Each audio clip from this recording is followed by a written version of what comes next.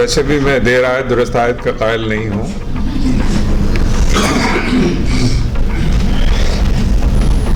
शाहनशीन पर तशरीफ़ फरमा,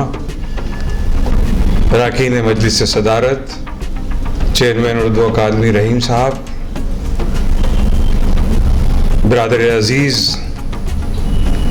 शेख मोहम्मद अकील साहब, जिन्हें देखकर बेपनाह मसरत का एहसास हो रहा है, और ये एहसास भी हो रहा है कि जैसे मैं दिल्ली में हूँ, इसलिए कि मुस्तफ़ा हुसैन साहब जब बैठे हुए होते हैं सामने तो मुझे लगता है कि मैं दिल्ली में हूँ, इसलिए कि ये जो चार लफ्ज़ मेरे मुंह में आपको नज़र आते हैं, ये मुस्तफ़ा हुसैन जैसे मेहरबान बुज़ुर्गों की देन है जिनसे दिल्ली में हमने सीखा। और ये तकरीब मेरे लिए आज इसलिए भी बहुत अहमियत की हामिल है कि 7 जुलाई 1986 को दिल्ली मैंने छोड़ी थी। पूरे 35-36 बरस दरबदरी हुई, और इन 36 बरसों में आज इस हॉल में वो शख्स मौजूद है जिससे मैं पूरे 36 बरस बाद मिल रहा हूँ।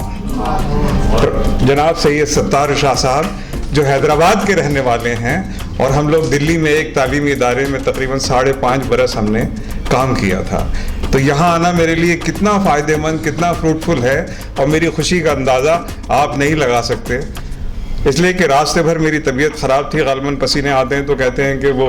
लो शुगर का लो मामला है। लेकिन जहाँ जिस तकरीर में प्रोफेसर फातिमा होती हैं, मैं उन्हें सुनने के लिए चला आता हूँ, इसलिए कि जिस हैदराबाद में जिन पढ़े लिखे लोगों से मैं बेइंतहा मुतासिर हूँ, उसमें फातिमा परवीन साहिबा का नाम सर फहरिस्त है। वैसे तो सब लोग मेरे सामने बैठे हैं, इतने सारे अजीज़ ये मेरे। मैं इस तकरीब में बतौर ख़ास शिरकत के लिए इसलिए भी हाजिर हुआ कि ये ज़माना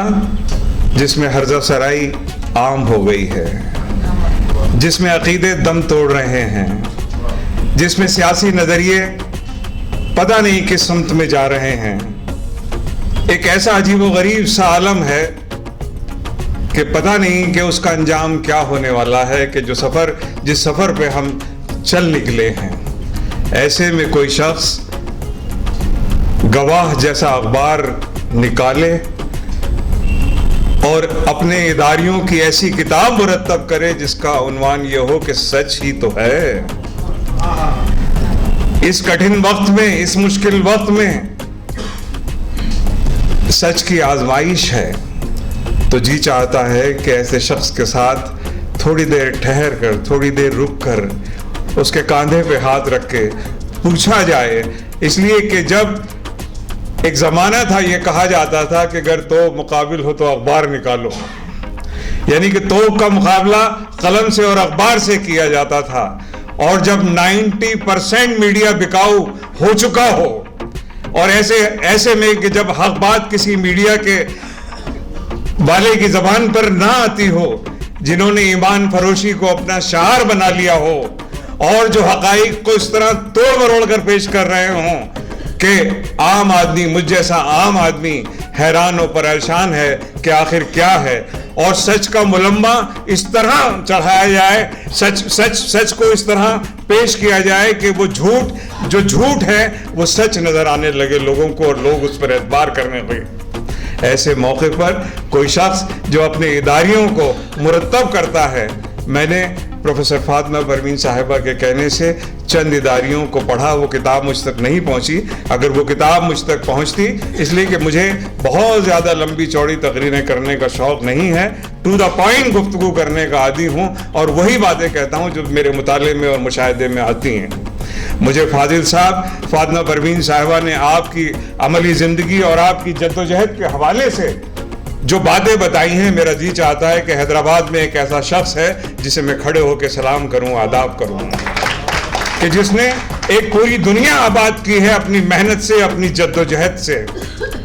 और जैसा कि मैं अर्ज कर रहा था कि इस ज़माने में जब सहाबत ने बाजारी अंदाज अपना लिया है, कोई आदमी अगर मयार की बात करता है, कोई आदमी हक गोई की बात करता है, कोई सच्चाई की हमनवाई की बात करता है, तो जी चाहता है कि उसके कांधे पर हाथ रखा जाए, उसकी पीठ दबदबाई जाए। और हैदराबाद में ऐसे लोग हैं अभी جو حق پرستی کو اپنا شعار بنائے ہوئے ہیں اور ساتھ دے سکتے ہیں ایسے آدمی کا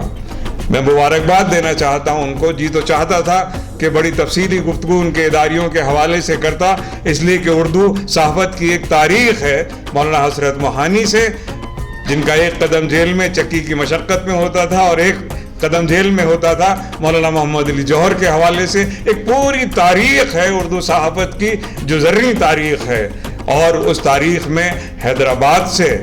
ایک نام کا اور اضافہ ہوا ہے جس کا نام ڈاکٹر پرویز ہے.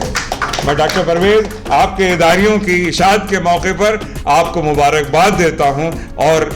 بس آخر میں آدھا مصرع عرض کر کے روانہ ہوں گا کہ اللہ کرے زور قلم اور زیادہ.